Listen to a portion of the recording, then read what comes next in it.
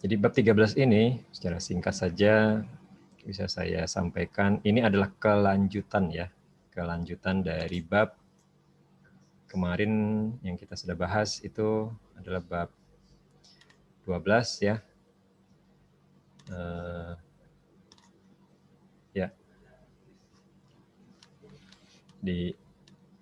Kita kemarin sudah menganalisis proyeksi cash flow ya. Mana proyeksi cash flow itu nanti berperan penting dalam melakukan analisis NPV atau project evaluation kalau dengan bahasa umumnya, bahasa yang lebih komprehensif, karena project evaluation itu mengcover ya semuanya, hampir semuanya, tidak hanya sekedar NPV ya, tetapi juga ada IRR, PI dan lain-lainnya ya. Nah,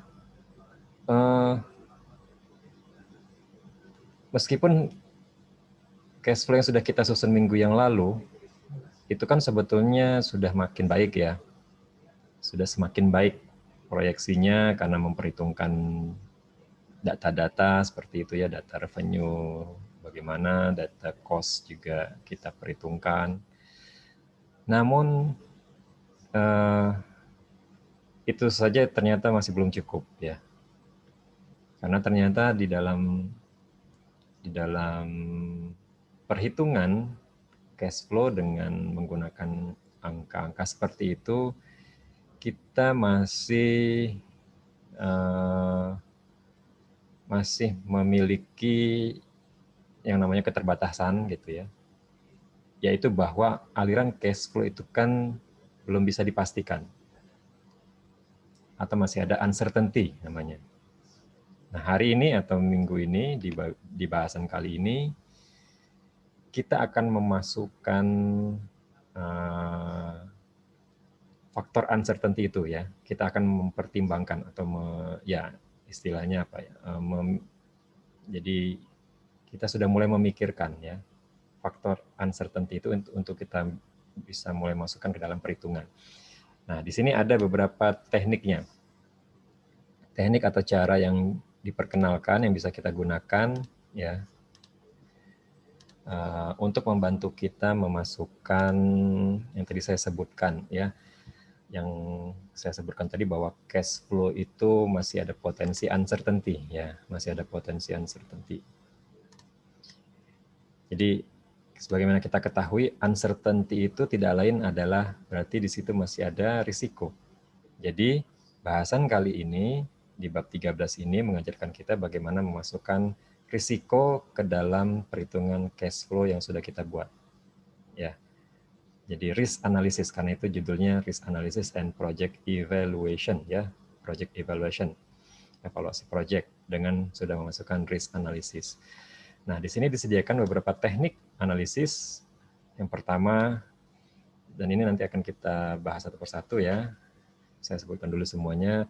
Yang pertama adalah kita akan melakukan sensitivity analysis, kedua skenario analisis, ketiga nanti break even analysis, dan yang terakhir adalah real option in capital budgeting atau in investment decision. Nah, tadi di yang sebelumnya yang tadi sempat saya hapus, tadi kan ada muncul di sini sebetulnya sebelum break even itu ada yang namanya analisis ketiga setelah sensitivity dan scenario, namanya adalah simulation analysis.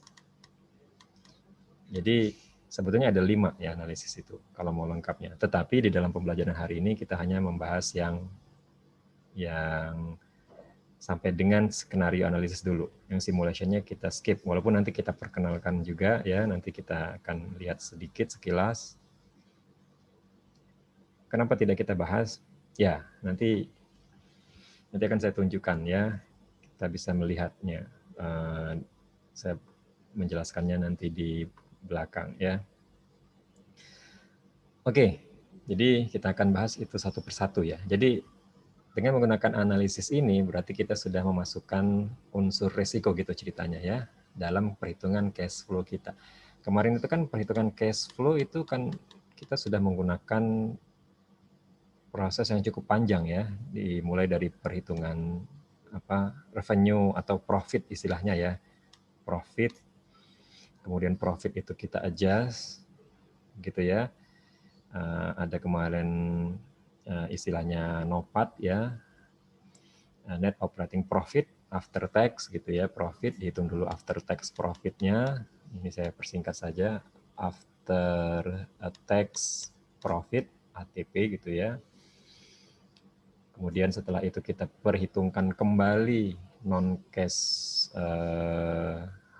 disbursement yang memang kalau dia tidak mempengaruhi kas, ada baiknya kita tambahkan untuk mengembalikan dia menjadi nilai cash flow-nya, ya ada depresiasi, makanya ada depresiasi, ya. Kemudian ini tambah ya. Kemudian kita juga sesuaikan terhadap atau terkait nilai-nilai disbursement yang lain, initial outlay, kemudian working capital, ya. Nah, jadi perhitungan ini akan kita ulang kembali sebetulnya. Tetapi perhitungan yang minggu lalu yang cuma satu, one case istilahnya ya, ini kita akan jadikan beberapa case, beberapa skenario. Kan di sini judulnya skenario ya, ada beberapa skenario, ada beberapa perubahan gitu ya, ada beberapa perubahan kita, misalnya satu variabel, satu nilai kita ubah, kemudian kita susun ulang cash flow-nya, seperti itu prosedurnya ya secara umum. Nah, kita akan lihat satu persatu dulu. Ini saya akan bahas satu persatu mulai dari sensitivity, tapi memang saya akan mungkin tidak urut menggunakan PowerPoint ini ya, jadi akan banyak skip seperti itu. Tapi jangan khawatir, nanti urutannya sesuai dengan urutan 1 sampai 4 yang tadi saya jelaskan, dan nanti untuk contoh akan saya kumpulkan di belakang ya, gitu ya. Baik, kita mulai sensitivity analysis nih. Apa itu sensitivity analysis? Jadi ini adalah tools analisis yang cukup penting ya, bisa dibilang cukup penting. Ketika kita ingin melihat bagaimana efek dari perubahan satu variabel terhadap keputusan evaluasi proyek kita. Tadi saya bilang kan keputusan evaluasi proyek itu ada dengan berbagai indikator ya, bisa NPV, bisa IRR. Nah sekarang kita akan pakai yang NPV dulu. Satu ini saja kan sudah cukup memadai rasanya ya. Nah NPV itu kan dihitung dengan analisis cash flow-nya. Ya, dengan analisis cash flow-nya artinya ada tersedia data cash flow-nya. Ketika kita hanya menggunakan satu nilai cash flow, maka kita hanya punya satu nilai NPV kan gitu. Ya. Jadi dari cash flow kemarin kita hitung di bab 12, cash flow yang kita hitung, free cash flow tadi kita dapat NPV-nya 1, dan ini satu-satunya angka sebagai acuan gitu loh, ya. Kita tidak tahu bagaimana kalau misalnya salah satu nilai di cash flow itu berubah. Apa efeknya ke NPV? Kan tadi dikatakan bahwa cash flow ini kan penuh ketidakpastian. Jadi ada kemungkinan berubah. Nah, kalau ada kemungkinan berubah berarti seyogianya apa? Kita perlu analisis kalau ada perubahan. Nah, disinilah kita belajar menggunakan sensitivity analysis. Jadi, sensitivity analysis itu nanti akan mengubah salah satu variabel namanya, atau value driver namanya yang lebih pas ya, value driver. Value driver dari cash flow ini kita ubah ya sehingga nanti mendapatkan cash flow yang baru. Ini cash flow awal, saya sebut saja cash flow 0 ya biasanya ya. Ini cash flow 1. Jadi ada perubahan di situ. Nanti akan menghasilkan juga NPV yang baru pastinya, NPV 1. Nah, tadi kan saya bilang yang kita ubah adalah satu saja value driver.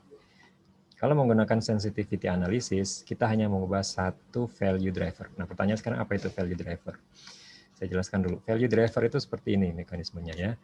Jadi kalau kita atau Anda menghitung revenue, ya kan, pendapatan atau sales lah, sales revenue itu kan pendapatan juga ya.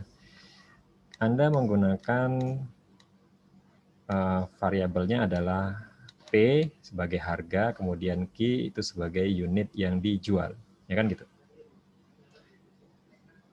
Nah, P dan Q di sini inilah yang dinamakan sebagai value driver namanya.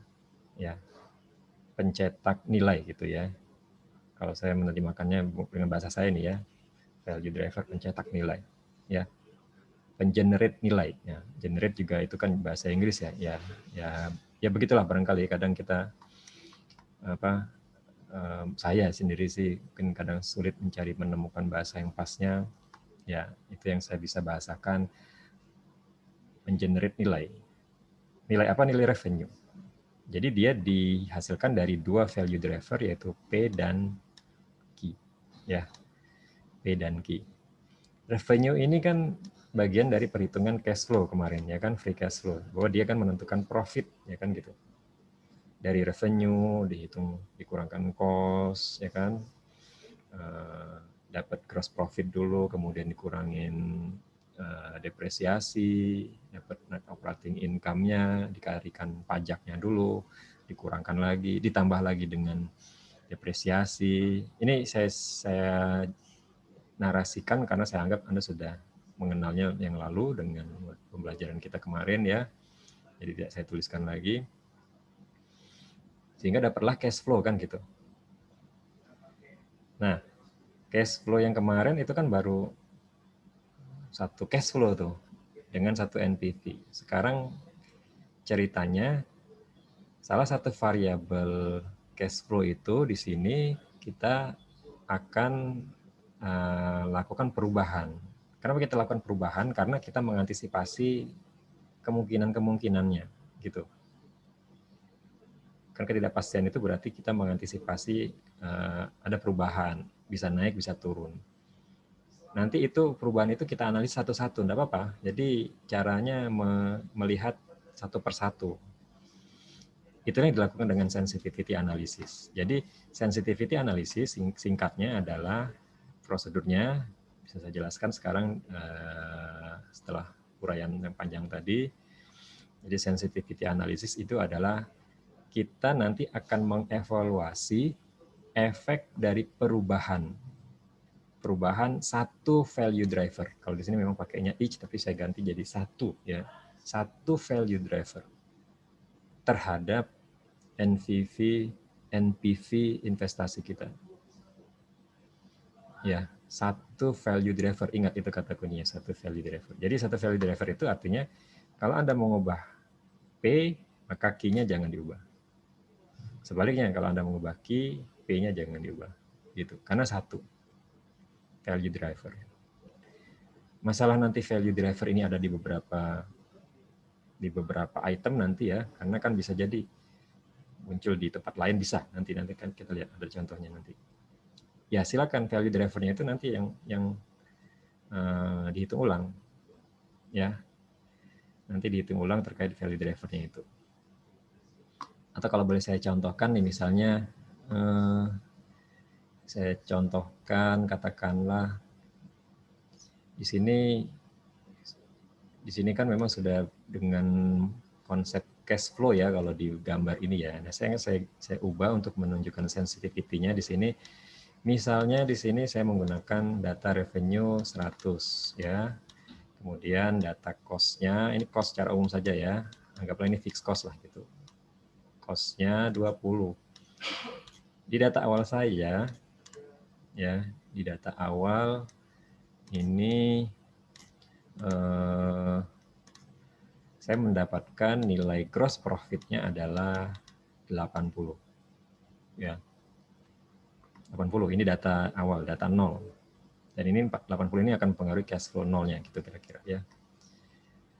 Nah, kemudian ketika menggunakan sensitivity analysis, tadi kan saya bilang saya tidak begitu yakin revenue itu akan tercapai nilainya sebesar 100 itu. Ada kemungkinan nilai revenue itu Misal di sini revenue-nya itu ternyata kayaknya sih 90 ya nilai revenue-nya gitu ya. Nah, kalau kita sudah berpikiran kayaknya seperti ini kan berarti uncertainty ya. Uncertainty. Terus cost-nya tidak berubah. Tetap 20. Sehingga gross profit kita kalau menggunakan angka revenue yang baru ini sekarang menjadi 70. Nah, ini kan menurun. Ada perubahan cash flow. Cash flow 0,80, cash flow 170, ini tentu nanti akan menghasilkan NPV yang berbeda. Nanti kita hitung ulang. Ya gitu prosedurnya. Ya. Tetapi kita lihat di sini yang kita ganti, yang kita ubah angkanya hanya 1 di sini. Sementara angka yang lain dibiarkan tetap. Ya, dibiarkan tetap. Nah, begitulah prosedur untuk sensitivity analysis. Ini harus dijadikan patokan dulu ya sebagai kerangkanya sebelum Anda masuk nanti mengerjakannya ya. Nanti kita akan kerjakan sama-sama. Nah, nanti kan akan ketemu NPV. Saya nggak akan langsung hitung NPV karena memang kurang datanya. Kalau mau dihitung NPV di sini kan belum bisa ya. Tapi nanti akan ketemu NPV 0 berapa ini nanti angkanya, NPV 1 juga berapa. Nanti bisa dibandingkan naik atau turun. Gitu caranya. Nah,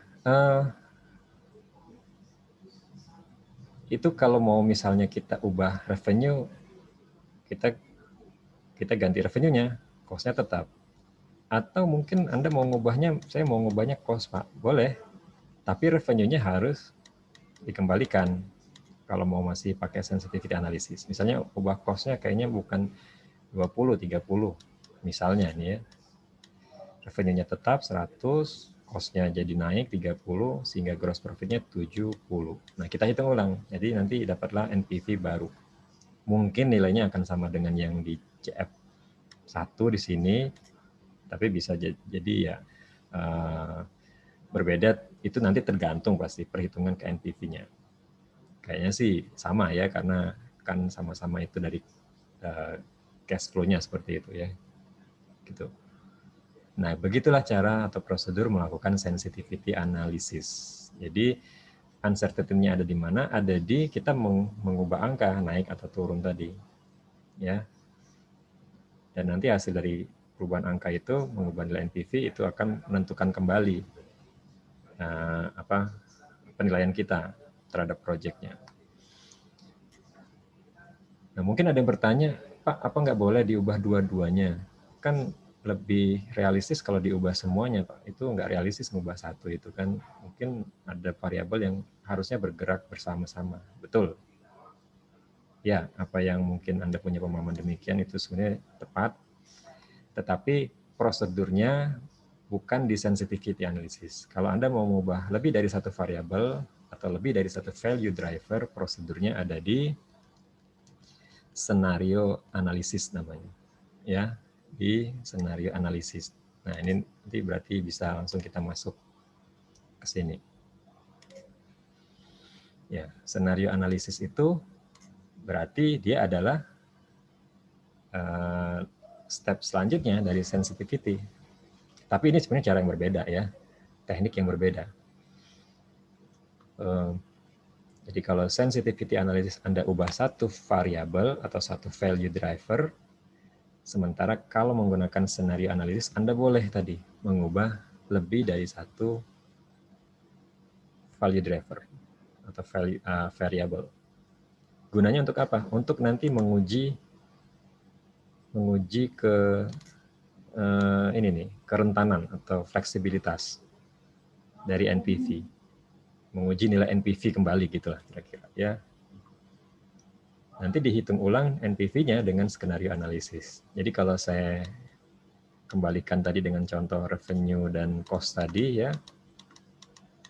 Revenue-nya tadi 100, cost-nya 20. Ini kondisi awal saya dapatnya 80. Saya hitung NPV.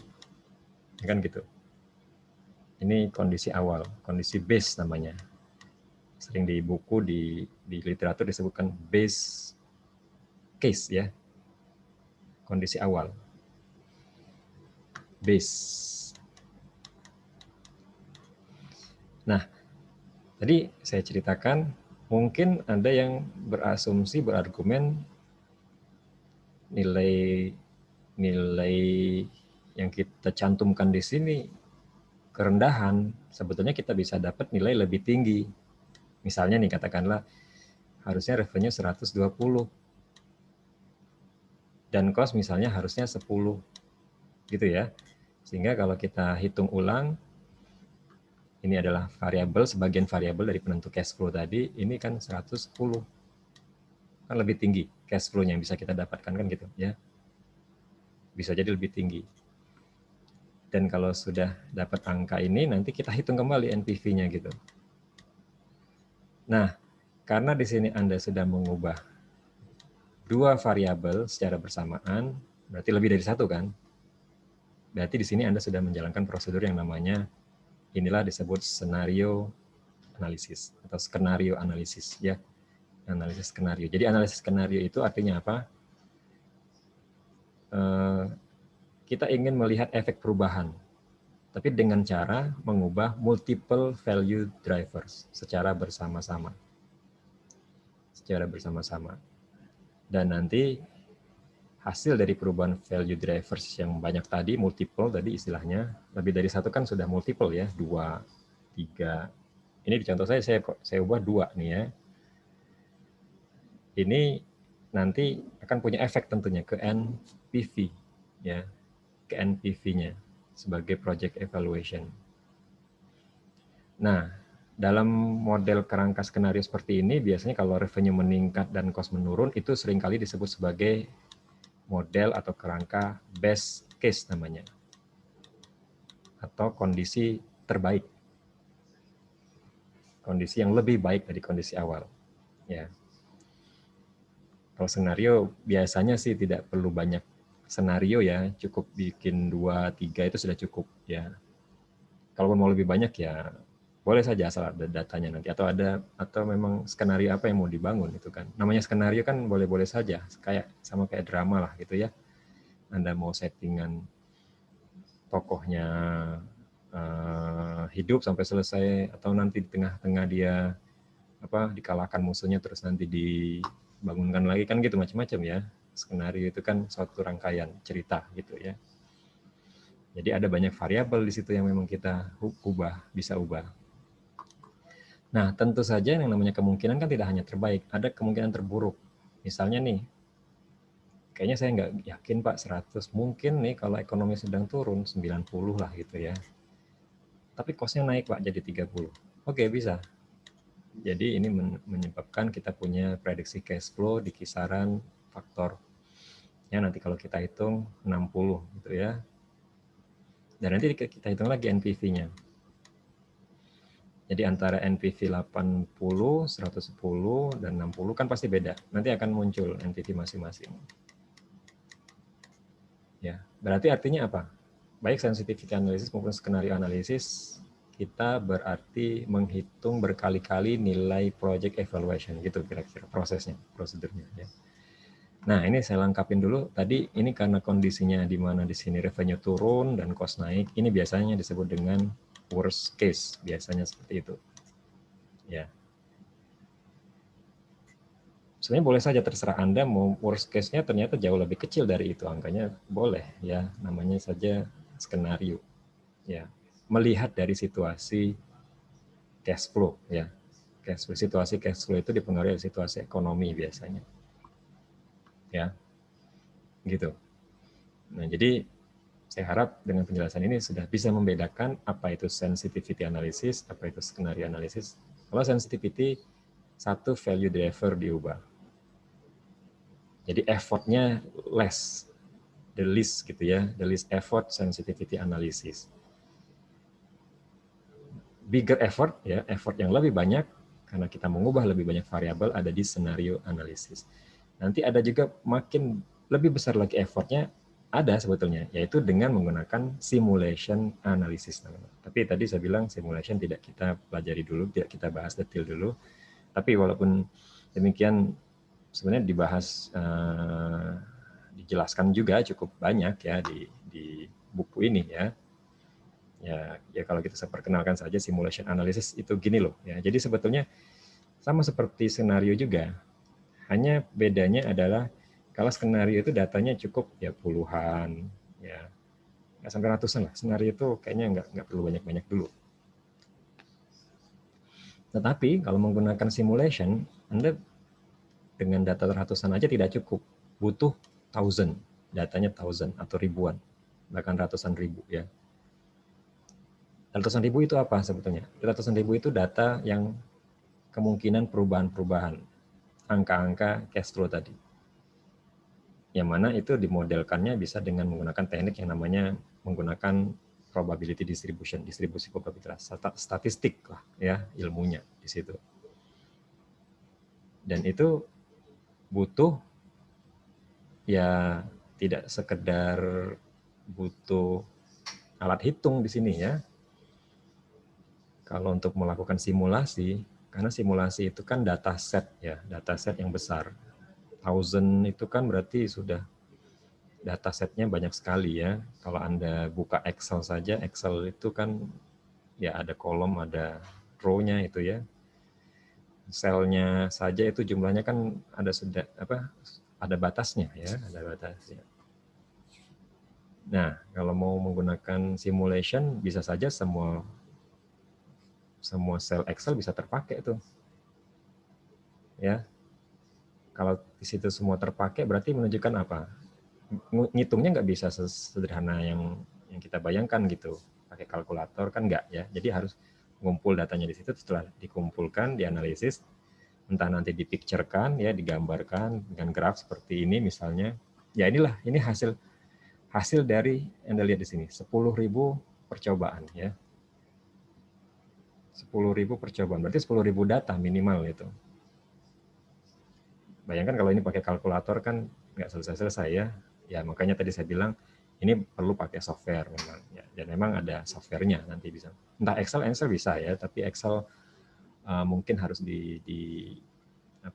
kita ya sebenarnya ngerti ya yang sudah terbiasa dengan Excel menggunakan beberapa fungsinya di situ ya. Harus ada yang mengenerate random value-nya, ada yang mengenerate pengolahan datanya, ada yang mengenerate picture-nya, gambarnya ya gitu ya, seperti itu. Itu digabungkan nanti fungsi-fungsi itu ya. Makanya tadi saya bilang tidak kita pelajarin karena ini memang butuh ilmu tersendiri ya, teknik tersendiri. Ya, nantilah siapa tahu ada di kesempatan yang lain ya, pembelajaran yang lain nanti dijelaskan lebih detail gitu ya. Kalaupun nanti untuk melihat saja bisa saya tunjukkan sekilas ya, tapi itu datanya juga lebih sedikit yang saya pakai ya. Hanya untuk ya simulation analysis, tapi hanya ditayangkan saja ya, disimulasikan saja ya, gitu ya. Hanya untuk di display dulu ya, belum dipelajarin. Baik, nah jadi 1 dan 2 tadi ya saya rasa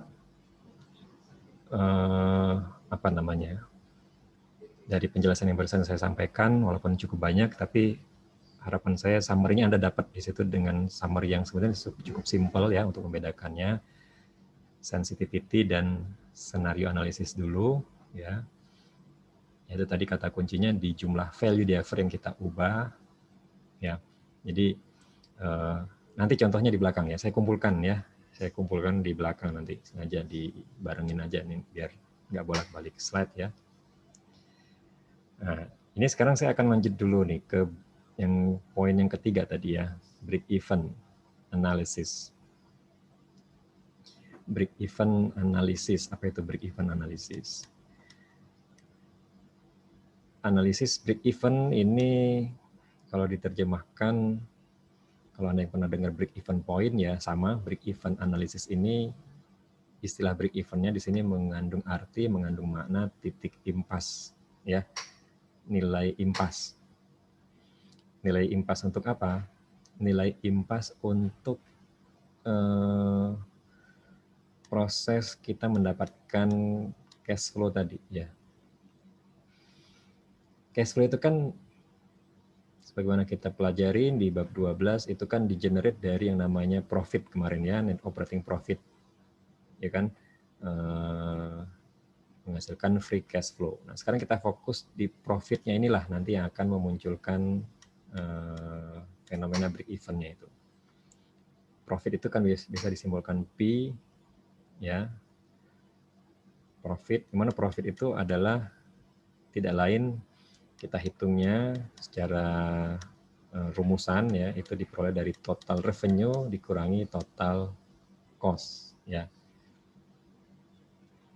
Nah, profit itu terbentuk kalau total revenue lebih besar dari total cost kan gitu, atau adanya selisih positif dari total revenue dengan total cost. Ya. Nah, kita tahu terbentuknya profit ini kan dari operasi bisnis perusahaan. Ya. Dari operasi bisnis perusahaan, setelah bekerja dulu perusahaan nanti baru mendapatkan profit atau tidak gitu ya, seperti itu. Nah, barangkali yang lebih mudah ya untuk menetapkannya sebelum profit itu dicapai, bahwa tidak harus profit yang nanti kita temukan, tidak harus sampai profit, tapi minimal kita sampai ke titik impas lah, kan biasanya gitu tuh ya, seringkali perusahaan punya target minimal impas lah,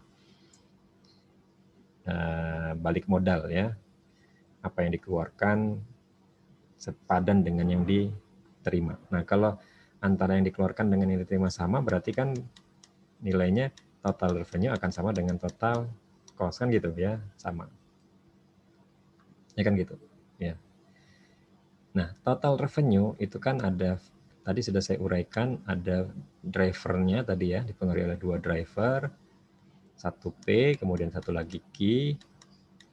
Artinya total revenue ini diperoleh dari harga jual kita dikali unit yang kita jual. Quantity of sold maksudnya ya, unit of sold gitu kan. Nah, kalau kita anggap ini sama dengan total cost-nya, maka total cost itu kan di dalam perhitungan biaya produksi seringkali cost itu dipisahkan 2 item biaya ini. Variable cost ditambah fixed cost. Ya. Ada biaya-biaya yang variabel, ada biaya-biaya yang fix, yang tetap ya. Biaya variabel itu umumnya biayanya itu akan mengikuti unit yang diproduksi, ya kan? Tapi kalau biaya tetap dia akan stabil nilainya sepanjang masih dalam rentang ya kapasitasnya gitu kan biasanya ya. Jadi biaya tetap. Nah, jadi biaya tetap ini tidak berubah dengan perubahan unit, tapi yang berubah sesuai dengan perubahan unit adalah di total variable cost. Ini ada yang juga sering menyebutnya TVC gitu ya, total variable cost kan gitu. Ini untuk membedakan karena VC aja itu biasanya sering diistilahkan variable cost per unit ya namanya. Ya, jadi artinya apa? Total variable cost itu berarti kan dipengaruhi quantity ya, unit yang dijual dikali dengan nilai variable cost per unitnya. Baru ditambah lagi, baru kembalikan ditambah fixed cost. Ya kan gitu. Ya. Nah, kalau kita punya persamaan yang seperti ini kan ada yang menyatukan ya. Di sini kan di kiri ada key, di kanan juga ada key pada variable cost, kan bisa kita kumpulkan tuh. Ya, jadi di sini saya ubah sekarang variabel yang ada apa ya variabel yang ada key-nya di sini di dalamnya saya kumpulkan, jadi key-nya bisa dijadikan satu di sini ya. Jadi VC pindah ke kiri gitu ya. Ini sama dengan fixed cost gitu. Nah, kalau kita sederhanakan rumusnya maka akan jadi rumus seperti ini. Itu menjadi Q sama dengan fixed cost per price dikurangi variable cost per unit. Ini price dan variable cost ini masing-masing per unit ya, per satu satuan barang. Kalau fixed cost-nya total ya, fixed cost-nya total keseluruhan. Nah, apa yang bisa kita temukan di sini bahwa ternyata bisa kita hitung dengan rumus ini berapa kira-kira penjualan yang nanti akan menghasilkan titik impas ya bagi perusahaan, titik break even. Ya, titik break even. Jadi sehingga kalau ketemu key-nya dihitung di sini kan dengan rumus ini menjadi key break even namanya. Sementara P min VC ini disebut juga dengan istilahnya contribution margin namanya ya, margin kontribusi CM. Ya. Kontribusi margin itu sebetulnya adalah ya berapa nilai positif ya, nilai positif dari hasil penjualan barang itu dikurangi variable cost-nya ya. Terus tadi kan fixed cost-nya ada berapa total 100 juta misalnya, tinggal dibagi contribution margin dapatlah nanti berapa barang yang harus dijual. Nah, memang ini adalah angka-angka dasar bagi penentuan profit, karena profit yang langsung nanti berhubungan dengan angka ini kan, terhubung ke sini ya. Memang ini belum cash flow-nya, tetapi dengan dasar profit break even ini Anda selanjutnya tetap bisa juga menggenerate cash flow-nya. Caranya gimana? Kan biasanya ini secara simpelnya ya. Biasanya kan mengenerate free cash flow itu kan revenue gitu ya, kemudian cost ya dikurangkan terus dapat gross profit ya. Kan gitu ya. Atau operating income tapi sebelum depresiasi gitu ya, karena kita sudah mungkin memasukkan fix cost-nya juga, tapi dikecualikan depresiasinya ya, disendirikan depresiasinya. Nah ini kan mungkin hasilnya sudah 0 nih ya, karena sudah menggunakan asumsi break even gitu. Nah, tetapi kemudian kita nanti ketika menghitung, nanti setelah dapat gross profit atau net operating profit nanti yang siap untuk dihitung pajaknya itu kan ya, karena di sini nilainya 0 ya, karena nilainya sudah 0 berarti ketika menghitung pajaknya kena berapapun rate-nya, berarti tidak harus bayar pajak kan gitu ya. Jadi nanti after tax-nya, profit after tax-nya juga 0. Nah, cash flow-nya sendiri, cash flow-nya itu tentu saja bukan 0 kan gitu. Cash flow-nya walaupun disebut cash flow break even ya, itu bukan 0, tapi kan ada penambahan depresiasi yang dikembalikan. Nah, berapa tinggal depresiasinya tinggal ditambahkan, misalnya 90. Jadi cash flow break even itu hanya menambahkan nilai depresiasi gitu kira-kira ya. Meng-add-kan kembali, memasukkan kembali nilai depresiasi sehingga dapatlah kita nanti bisa memperhitungkan break even cash flow. Jadi break even cash flow itu ya tidak 0 ya, walaupun profit kita 0 gitu ya. Karena profit 0 ya berarti itu profit break even kan gitu ya. Profit ketika penjualan kita break even ya. Impas ya, titik impas. Ya, dan ini nanti digunakan juga, nilai cash flow ini akan digunakan juga untuk menghitung NPV dan teman-temannya untuk project evaluation lagi. Nah, ini kan juga bagian dari potensi gitu ya. Potensi kalau perusahaan tidak mencapai profit tertentu, ya minimal impas lah. Kan boleh-boleh saja kita menghitung kondisi yang terendah dari posisi perusahaan yang mungkin dia peroleh untuk bisa tetap berusaha gitu ya. Nilai 0 itu, nilai minimal itu menunjukkan indikasi dia sudah prepare gitu ya.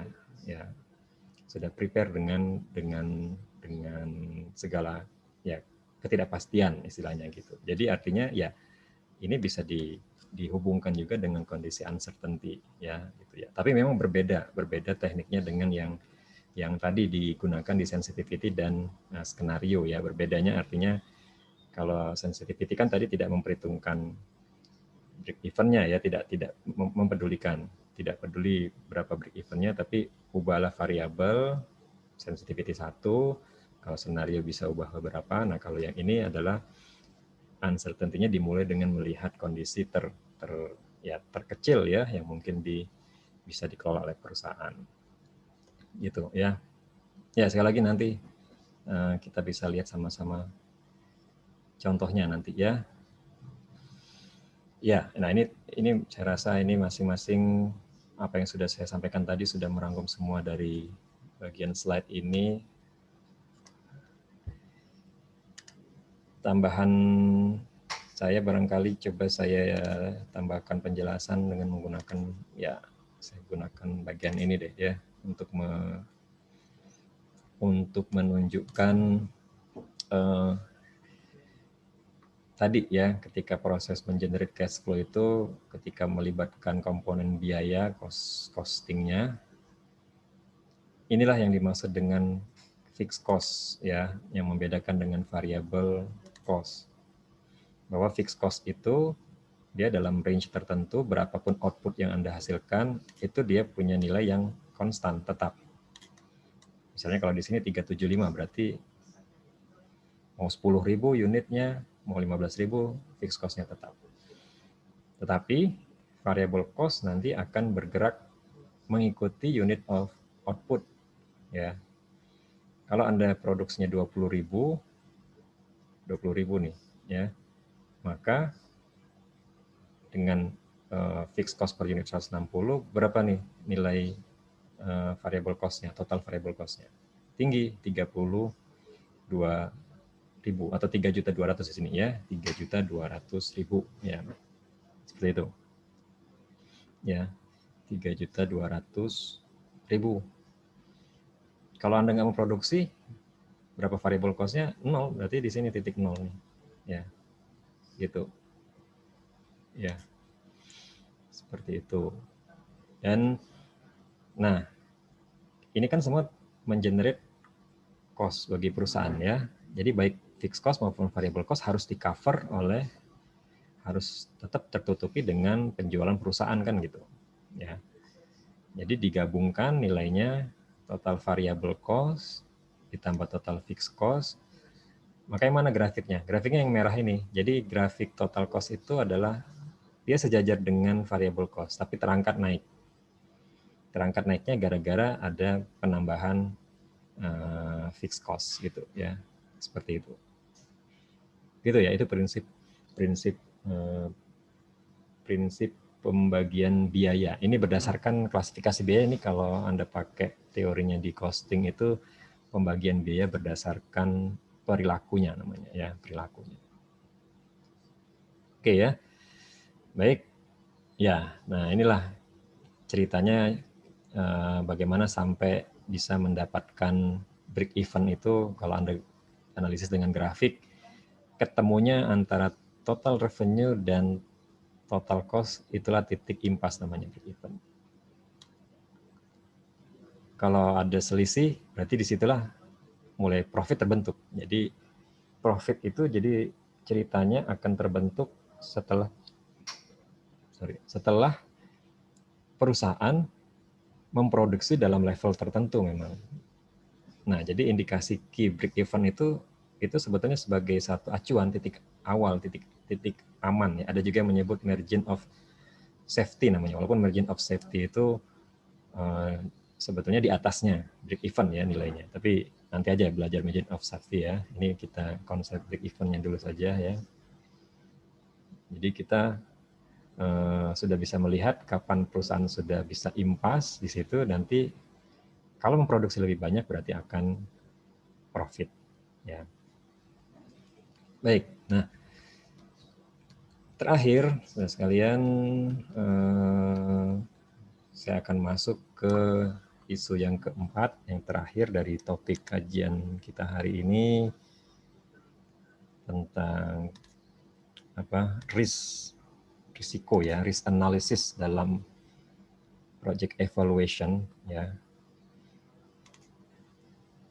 Kita bisa memasukkan yang namanya real option dalam keputusan investasi sepanjang memungkinkan. Real option itu adalah pilihan real, ya, pilihan realistis maksudnya.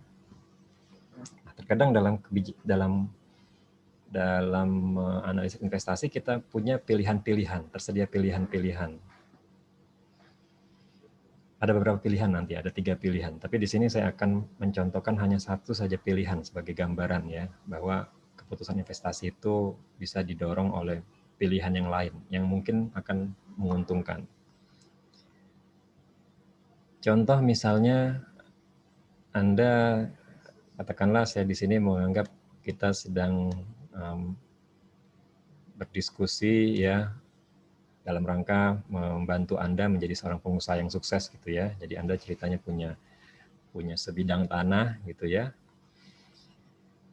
Anda punya satu tanah, katakanlah luasnya 1 hektar gitu barangkali ya. Terus Anda mau bikin bisnis di tanah ini. Anggaplah bikin restoran ya, bikin restoran, Anda bangun restoran. Anda bangun restorannya itu di sepertiga tanah Anda ya. Sisanya ini tidak dibangun. Berarti masih ada 2/3 ya. 2/3. Nah, dari sepertiga restoran yang Anda bangun ini, kan kita punya perhitungan inisial cash flow-nya ada ya, ini apa inflow-nya juga ada. Anggaplah Anda mendapatkan bersih gitu ya, income bisa dapat 100 juta ya bersih setelah memperhitungkan biaya-biaya tadi ya, 100 juta itu per tahun, anggaplah per tahun ya, walaupun tidak seberapa kalau 100 juta sekarang ya, tapi lumayan ya. Nah, satu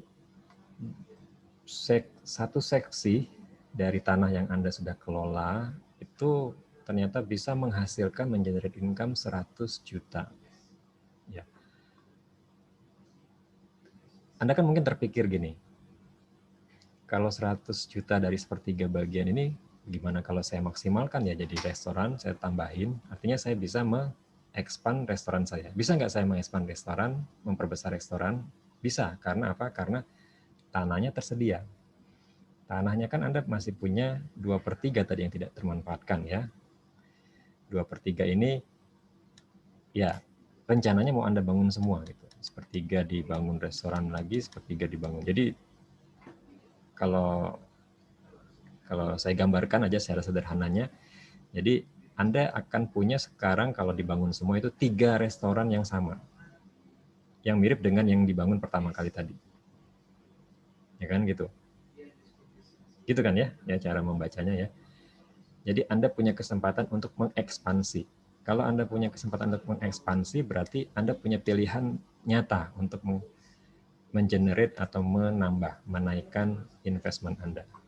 Kalau sepertiga saja dapat 100 juta, berarti kalau 3 ini berarti totalnya 300 juta. Tinggal kita kalikan aja 3 kali potensi yang terbentuk dari masing-masing ini kan, jadi 300 juta atau tambahannya 200 gitu kan ya. Gitu. Nah, pilihan ekspansi ini bisa Anda masukkan nanti dalam perhitungan cash flow-nya. Kalau ada punya keputusan, punya pilihan yang nyata untuk mengekspansi, bisa Anda tambahkan dalam perhitungan cash flow, sehingga nanti perhitungan cash flow yang baru tidak lagi menggunakan 100 kalau Anda punya pilihan ekspansi, tapi 300 nilainya. Dan 300 ini nanti akan dihitung kalau mau menggunakan NPV, dihitung mencari nilai NPV-nya gitu ya. Kan tentu kalau pakai 100 dengan 300 harusnya lebih tinggi NPV-nya, harusnya gitu. Dan dengan harapannya dengan real option, menambahkan real option ini, keputusan evaluasi proyek Anda jadi layak ya. Jadi semakin yakin Anda untuk merealisasikan proyeknya karena ada kesempatan ekspansi. Nah, itu hanya salah satu sebetulnya. Kesempatan ekspansi itu banyak ya. Tadi saya bilang real option itu banyak tersedia. Real option yang lain, selain Anda mau ekspansi, boleh menunda project, boleh ya, timing option namanya, atau bahkan kalau tadi kan pilihannya ekspansi adalah menambah unit bisnisnya sehingga menjadi lebih besar. Kalaupun rugi, pilihan itu juga bisa saja bentuknya bukan mengekspansi tapi dikurangi. Tadi misalnya restoran ternyata perhitungan NPV awal negatif nih. Gimana caranya? Anda ternyata punya real option, oh gampang Pak, itu restoran kayaknya kita masih punya punya apa namanya, kan ada kan bangunan itu yang gampang dirombak ya. Bangunan restorannya kayaknya bisa kita perkecil kok Pak. Jadi tanpa harus ada dine-in-nya, karena kemarin kita berasumsi ya ketika membangun restoran ini belum ada pandemi gitu. Jadi dine-in-nya kita bikin luas sekali. Tapi begitu pandemi, dine-in-nya ternyata nggak kepake. Kita kecilkan Pak. Karena itu kayaknya triplek semua tuh bisa dibongkar habis, tinggal nanti hanya kios saja bentuknya tanpa ada dine-in, kursi pun ya tinggal sedikit sekali. Jadi artinya ada pilihan lagi untuk reduce ukuran, bisa ya, sehingga nanti kalau di reduce ya dihitung ulang NPV-nya ya, nanti bagaimana nanti ya hasilnya. Kalau positif tadi akan ya mungkin membantu kita, meyakinkan kita gitu ya bahwa project masih bisa dijalankan karena kita masih punya pilihan. Real option-nya adalah bisa mengubah tadi ya, mengubah tergantung situasinya. Ya, jadi tersedia banyak pilihan, ya tersedia bisa banyak pilihan kalau Anda menghadapi situasi demikian tadi ya, mau menunda, mengekspansi atau mereduce-nya tadi ya, dan itu bisa mempengaruhi atau membantu kita memutuskan ya berdasarkan perhitungan NPV nanti untuk diperhitungkan ya. Nah ini ceritanya tadi, kalau yang restorannya jadi lebih banyak, Anda bisa lihat di sini contohnya, bisa dikalikan di sini cerita case yang digambarkan di buku ini, kelihatannya restorannya ternyata bisa dibangun lebih banyak 10 restoran yang sama gitu ya, dengan NPV yang sama, jadi tinggal dikalikan 10 nilainya ya, seperti itu ya. Oke, baik ya, jadi saya rasa saya cukupkan ya untuk penjelasan terkait konsep atau materinya. Jadi saya bilang memang contoh belum saya tampilkan semuanya di sini karena rencana saya adalah kita akan menggunakan contoh sekaligus nanti dengan mempraktekkan sama-sama. Saya sudah bagikan di LMS, bisa dicek ya, itu ada dua file ya, Excel sama PDF ya. PDF itu adalah saya bikin itu rangkuman atau potongan soal. Sementara file Excel itu adalah nanti tempat untuk Anda mengerjakan soal yang diberikan di situ. Sudah terima belum?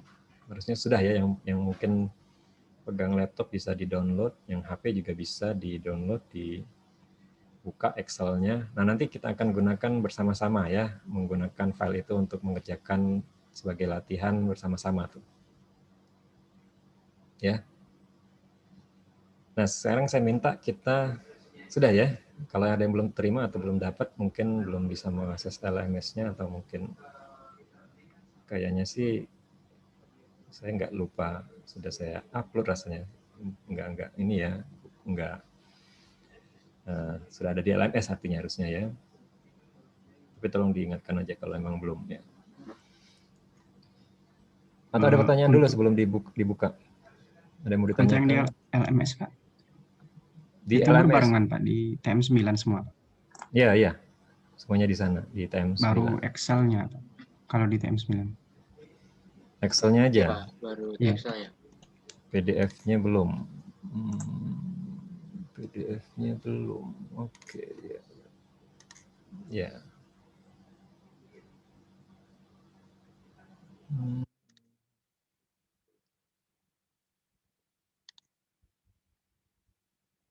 ikut dia. Wah,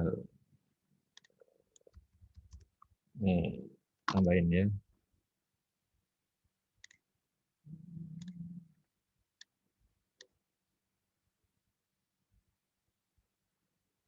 Empat lima. Oke. Nih. Ya, sudah saya coba tambahkan lagi bahan PDF. Bahan PDF itu sebetulnya adalah potongan soal ya.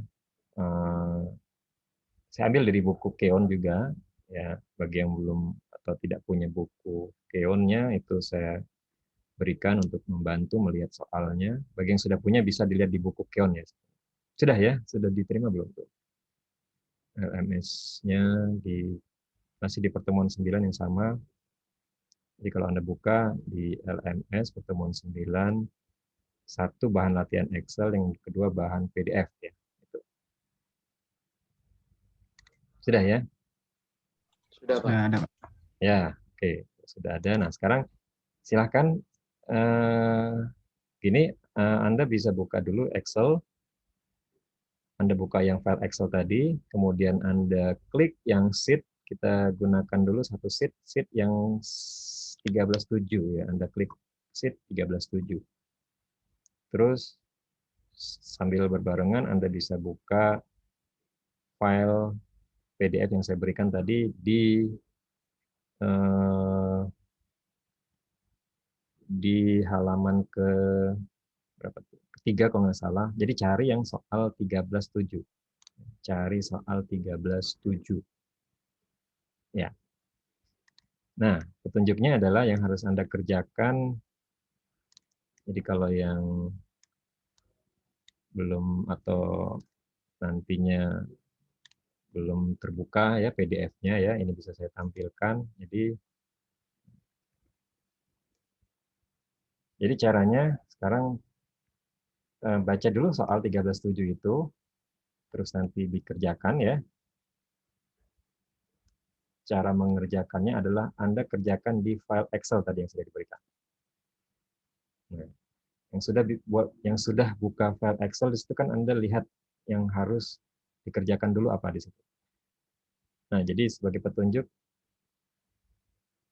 tugas Anda pertama itu adalah setelah membaca soal, seperti ini soalnya, gambarannya ya, seperti yang saya tampilkan di Zoom ini, terus summary-kan ya, atau ringkaskan informasi soal ini, terutama informasi-informasi penting terkait angka-angka yang diberikan di sini, summary-kan, kemudian masukkan angka-angka ini ke dalam file Excel tadi yang sudah Anda buka di 13.7 ya.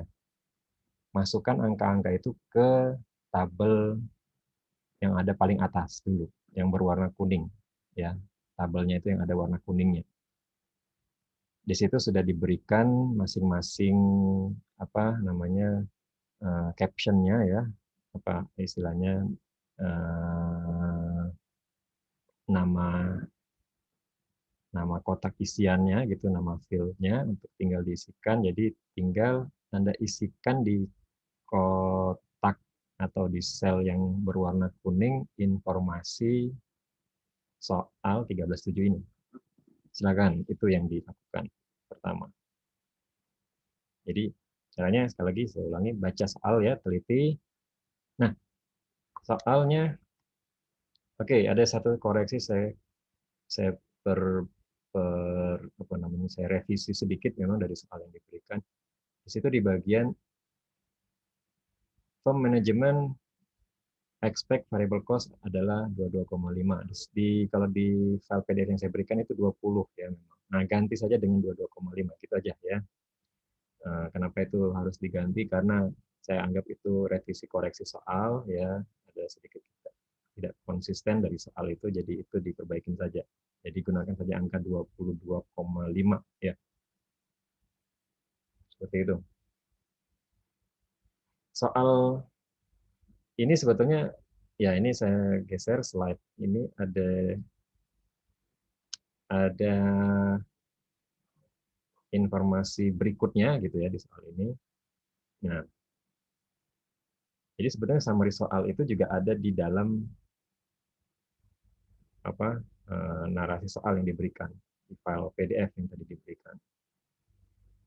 Di situ ada initial cost, expected life. Jadi sebetulnya tugas Anda tinggal memindahkan angka ini ya ke tabel Excel. Silakan bisa dipindahkan. Mulai dari initial cost, expected life-nya, salvage value-nya, working capital-nya, ya, depreciation method-nya, depreciation expense tidak perlu diisi. Ya, kenapa tidak perlu diisi? Anda bisa cek di tabel Excel itu, dia akan terhitung otomatis, ya. Karena tabel Excel itu adalah memang dia sudah bentuknya template yang sudah berisi dituliskan rumus-rumusnya, ya. Jadi sudah sangat memudahkan. Nah, jadi ingin saya sampaikan dulu sebelum kita masuk ke analisis jawabannya nanti. Jadi memang lazimnya perhitungan sensitivity analysis dan skenario analisis menggunakan model atau menggunakan alat bantu template seperti ini yang sangat dibutuhkan, sangat membantu perhitungan. Sangat membantu perhitungan dan nanti akan ya sangat cepat ya perhitungannya. Karena memang dia menggunakan tidak cukup satu angka NPV, dia harus menghitung angka NPV berulang-ulang. Ya. Tadi kan sudah saya bilang sensitivity tadi mengubah satu variabel, hitung lagi NPV-nya. Kalau ubah lagi variabel yang lain, hitung kembali NPV-nya. Gitu. Skenario juga gitu. Minimal Anda punya NPV paling nggak ada 3 ya. 1 untuk kondisi awal, kedua untuk kondisi terburuk, ketiga kondisi terbaik. Ya, kan minimal 3. Kalau simulasi lebih banyak lagi NPV-nya. Tadi di penjelasan sudah saya singgung bisa ratusan ribu ya, atau mungkin bisa jutaan juga bisa ya. Kalau di buku ratusan ribu. Nanti saya bisa contohkan, saya bisa tampilkan hasil, nanti saya tampilkan saja yang saya sudah bikinkan itu hanya menggunakan 100 data ya. Itu pun sudah banyak. Ya. Menghitung NPV menggunakan 100 data. 100 data NPV-nya saja ya. Bisa dibayangkan kalau NPV-nya 100, ininya apa? Ini nih yang kan masih slide ini yang masih tampil nih, slide yang nanti akan digunakan untuk memperhitungkan cash flow. Nilai cash flow ini bisa berganti lebih banyak lagi gitu ya, angka-angkanya gitu ya. NPV itu kan angka akhir, angka final saja satu. Cash flow untuk meng-create NPV kan masih ada kemungkinan dengan berbagai variasi perubahan angka-angka ini. Jadi tinggal kalikan aja, di sini ada, kalau value driver-nya ada 10 di sini, berarti saya harus mengubah 10 kali 100 ya, gitu ya. Saya bisa memvariasikan 10 kali 100 lagi untuk mendapatkan angka NPV yang bermacam-macam. Gitu. Itu kalau simulation.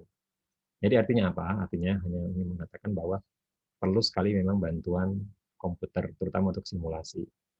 Sensitivity juga perlu, makanya saya berikan file Excel ini, dan skenario juga perlu untuk nanti Anda mengenerate value tadi dengan cepat ya. Dan yang paling penting adalah terlihat ya, masing-masing data itu tetap bisa kita lihat, baik yang belum berubah maupun yang sudah diubah. Oke ya, nah sekarang saya akan stop share. Sekarang kita lihat nih, siapa yang sudah mengisi lengkap 13.7 dulu ya. Dengan file Excel-nya, boleh deh ditampilkan di sini siapapun, siapa yang mau menampilkan file Excel-nya untuk kita lihat sama-sama. Ada nggak? Boleh di share screen aja dari tempat Anda kalau yang punya file Excel-nya. Nggak usah dijelaskan, apa nanti yang jelasin, nanti saya bantu menjelaskan dari sini. Ada yang mau share? Paling tidak yang isian awal dulu tadi, yang kuning di atas itu seperti apa pengisiannya? Boleh ditampilkan siapa? Izin coba ya, Izin Pak, coba saya Pak. Boleh, ya silakan. Heriko, boleh kamu tampilkan aja. Share screen aja langsung ya, bisa ya di situ. Share screen yang Excel-nya yang sudah kamu isi.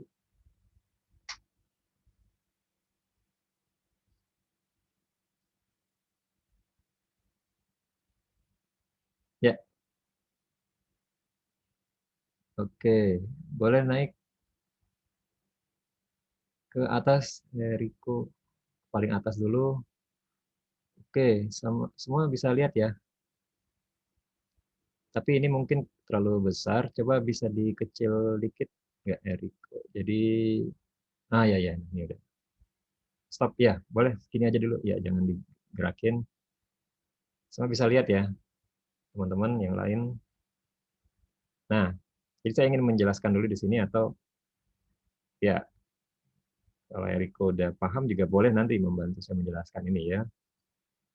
Jadi ini yang akan kita lakukan pertama kali ketika menemukan soal terkait sensitivity analysis dan uh, skenario analisis ya. Anda memberikan informasi soal, isikan di dalam kolom yang teratur seperti ini sehingga datanya terkumpul ya. Kalau di Excel bisa dengan formula tabel seperti ini. Nanti data ini nanti akan menjadi database gitu ya untuk pengolahan berikutnya.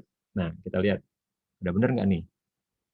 Sudah ya. Jadi yang penting lihat nama field-nya apa. Nama field itu berarti nama apa namanya? Identitas ya data itu. Misalnya di sini initial cost-nya berapa? Di kolom kuning kan tadinya masih kosong.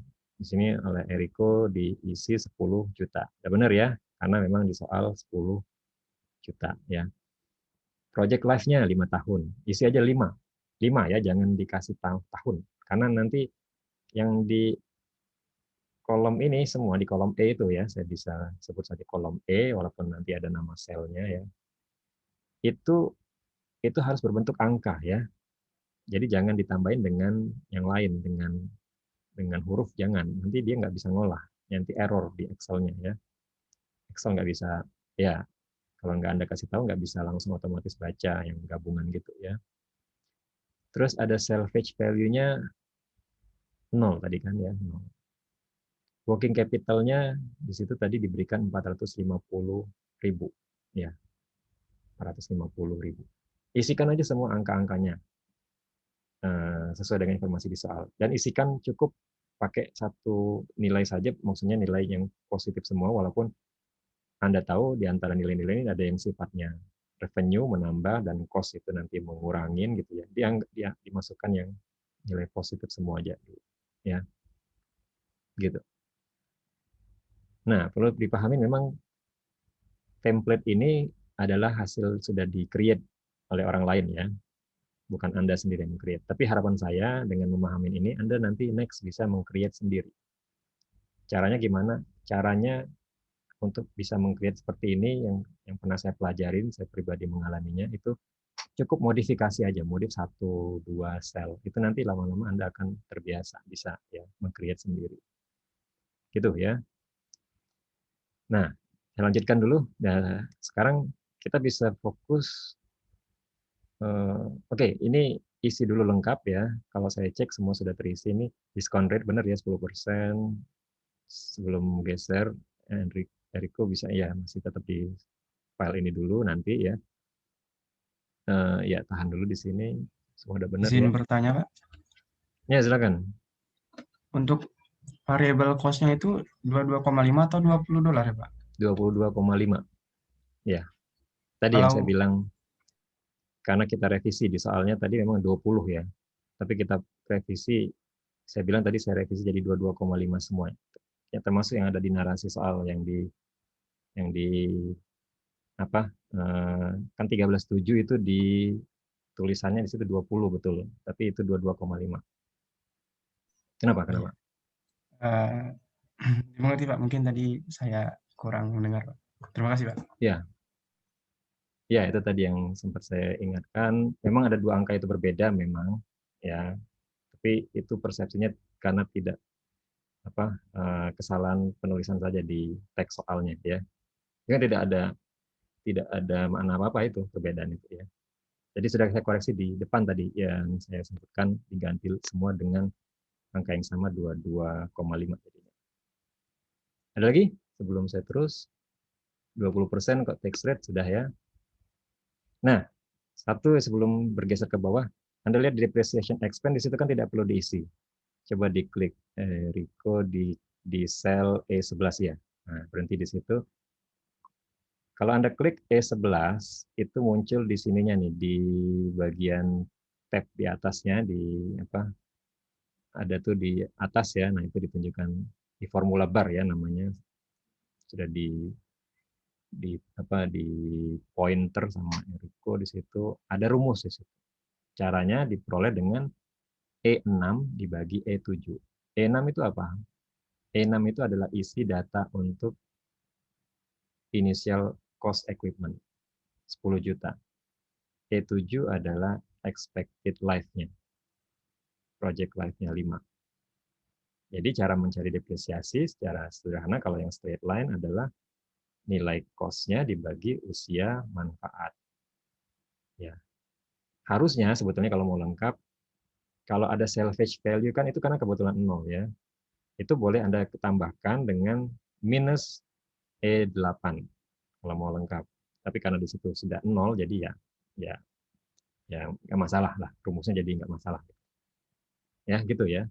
Nah ini sekali lagi karena sudah bikinan orang lain, jadi mungkin bikinan orang lain itu menyesuaikan dengan bagaimana kreator itu menimbang permasalahan yang sedang dia kembangkan pada saat itu. Kalau Anda yang membuat, mungkin Anda punya proyeksi sendiri, nanti takutnya salvage value-nya berubah Pak, jadi saya mau lengkapin aja rumusnya, boleh silakan. Nah, gitu ya maksud saya kalau sudah familiar dengan model template seperti ini. Dan perlu saya sampaikan juga saudara sekalian, kalaupun nanti Anda pakai ini untuk menjawab ujian, saya tidak masalah ya. Yang penting ini jadi kuncinya nih. Tabel D di kolom DE itu yang berwarna kuning itu jadi kunci di situ. Kalau kamu salah masukkan nilai itu, pasti salah semuanya ke bawah. Itu aja harus hati-hati ya. Jadi bukan di masalah template sebetulnya, masalah ketelitian, pemahaman gitu ya. Nah sekarang baru Eriko kita mulai masuk nih ke di bawahnya, boleh geser dikit ke bawah. Nah di bawah itu sudah masuk mulai perhitungan. Anda lihat di situ ada tabel yang panjang sekali, di situ kolomnya dari C sampai I ke kanan kalau nggak salah ya. Itu otomatis nanti terisi karena dia sudah punya rumus-rumus yang dituliskan di situ. Jadi sudah langsung menghitung sesuai dengan angka yang Anda isikan. Nah, sekarang kita lihat dulu balik lagi ke soalnya nih. Balik ke soalnya, soal A itu, nggak usah digeser, biar di sini saja ya. Soal A itu minta Anda menghitung apa? NPV. Hitunglah NPV kan katanya ya. Hitung NPV, angkanya dari mana? Dari base case, dari kolom D. Kolom D yang ditampilkan di slide ini sekarang, di filenya Eriko ini. Hitunglah NPV. Nah, hitung NPV di sini pun tidak perlu dihitung lagi karena sudah disediakan rumusnya, itu sudah diklik di situ. Nilai NPV-nya ternyata berapa? 11.057.820. Semua sama ya.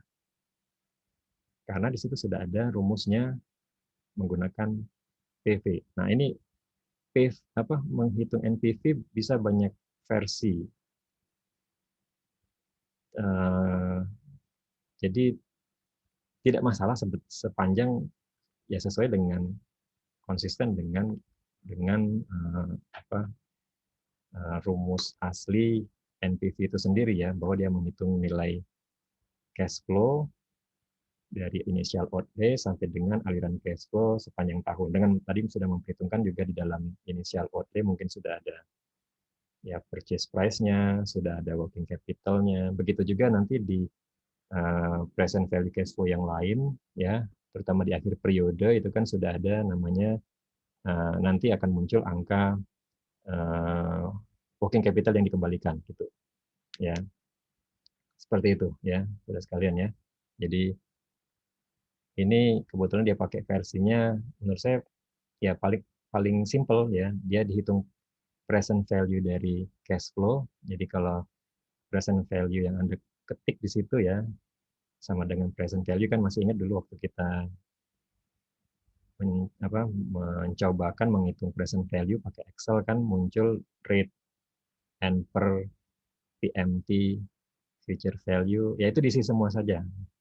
Kalau pakai kalau pakai PV ya. Kalau pakai NPV kan nanti munculnya hanya rate sama serial cash flow sepanjang periode nanti yang dihitung. Nah, kalau pakai PV perlu diingat initial outlay belum langsung kehitung ya, jadi ditambahkan di situ, dikurangkan di sini ya. Karena itulah di sini minus E6. E6-nya kalau Anda lihat apa itu? E6 itu initial outlay tadi. Nah, itu 10 juta itu E6. Sama dikurangi E9. E9 itu adalah working capital ya. Working capitalnya. Karena dia bagian dari initial outlay juga ya.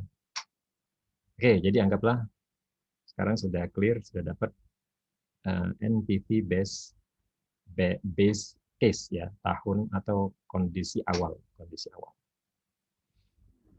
Ini jawaban A. Nah, soal B-nya di situ Anda sudah diminta untuk melakukan analisis sensitivitas dengan mengubah satu driver. Driver apa yang diubah di situ? Anda bisa cek di soalnya, di situ diminta untuk mengubah apa? Unit of sold. Nah, itu Eriko bisa diblok di sel atau diklik ya, diklik sel F23 ya, F23. Itu permintaan soalnya ya. 10% decrease in unit sold. Nah, sekarang pertanyaannya, kalau unit sold-nya berkurang, apa yang terpengaruh? Kan gitu. Kalau tadi sudah mengikuti penjelasan saya, mulai dari sensitivity sampai dengan sebenarnya sampai dengan break even itu membantu semua ya, menjawab soal ini ya. Bahwa unit of sold itu kan variabel key ya. Dia mempengaruhi apa? Mempengaruhi revenue. Nah, jadi ini sudah diklik oleh Eriko ya. Revenue Anda lihat di situ. Revenue-nya sekarang menghitungnya adalah 100.000 E13 itu ya dikali 100 ya. Terus dikali lagi 0,9. Kenapa dikali 0,9? Karena 0,9 ini sebetulnya adalah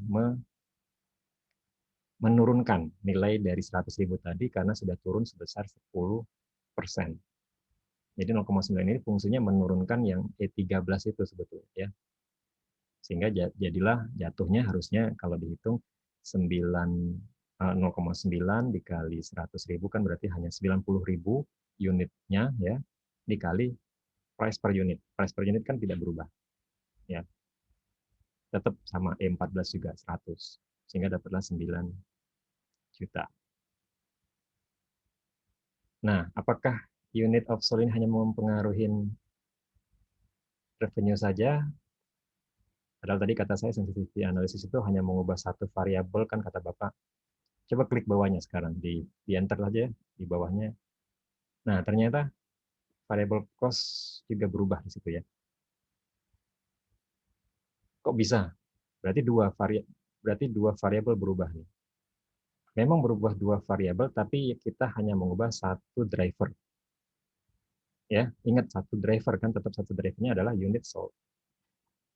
Unit sold tadi kan mempengaruhi revenue dan juga variable cost. Karena menghitung variable cost kan caranya apa tadi ingat di break even tadi perhitungannya Q kali VC gitu kan. Itulah total variable cost-nya. Kalau Q-nya turun ya berarti variable cost-nya juga turun. Ya tadinya kan 2250 menjadi sekarang 2025. Gitu ya. Jadi itu maksudnya yang dimaksud sensitivity analysis itu mengubah satu value driver. Jadi value driver kata kuncinya ya.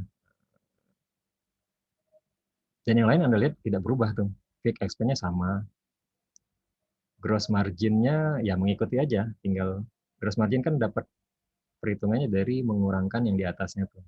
9 juta kurang 2 juta, kurang 1.250.000 ya. Terus depresiasinya juga nggak berubah ya. Dikurangi depresiasi dapat net operating income gitu kan ya. Dari situ kita hitung tax-nya tidak berubah juga, tax-nya masih 20%, net income. Nah, satu yang mungkin perlu saya tambahkan karena di sini di template ini dia menggunakan di row, coba diklik F32 itu, sel F32 itu kan sel cash flow ya. Dia langsung ditambahkan dengan F28 ya. Jadi bisa dibilang angkanya itu dia nggak diuraikan seperti di atasnya, tapi langsung cash flow-nya menambahkan dengan depresiasi. Ini dengan asumsi Anda sudah belajar yang kemarin rumus menghitung free cash flow bahwa depresiasi itu kan di-add kembali ya, dimasukkan kembali ketika kita menghitung free cash flow, ya kan gitu ya. Itu saja. Jadi kalau Anda lihat cash flow di bawah itu semua di semua kolom dari kolom D sampai kolom I itu selisihnya 2 juta dengan net income-nya di atas. Ya. Gitu. Ada pertanyaan nggak sampai di sini? Nah, kalau belum saya lanjut dulu. Kan tujuan akhir kita bukan hanya mengenerate cash flow ini saja.